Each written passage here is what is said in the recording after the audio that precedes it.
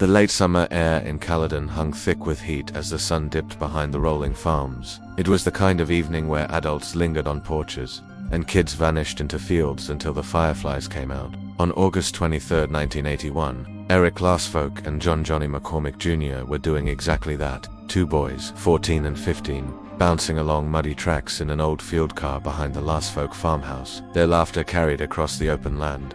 Nothing about the moment was unusual. Nothing hinted at danger. At 6:10 p.m., neighbors heard the familiar rattle of the field car returning toward the house. Then, silence. A farmhand walking past the vehicle minutes later noticed something strange. The driver's door hung open, and one of the boys' shoes lay in the dirt beside it. At first, everyone assumed they'd wandered off, maybe chasing a deer, maybe roughhousing in the tall grass. But the minutes stretched on, the fields stayed still, and the boys didn't come back. When police arrived, the search exploded into one of the largest Caledon had ever seen. Officers swept the property.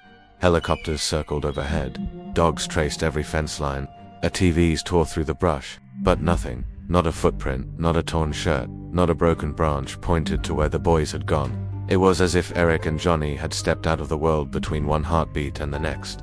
Investigators questioned everyone, friends, family, neighbors. No one had seen the boys leave the field. No one heard a struggle. No one noticed a vehicle speeding away. The field car was still running. The door was open.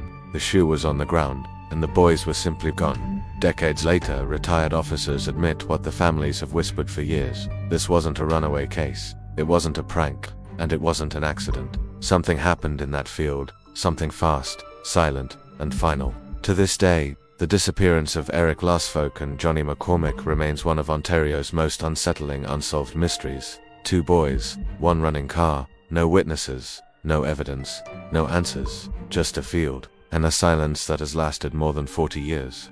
If you follow true mysteries and unsolved cases, please like and subscribe.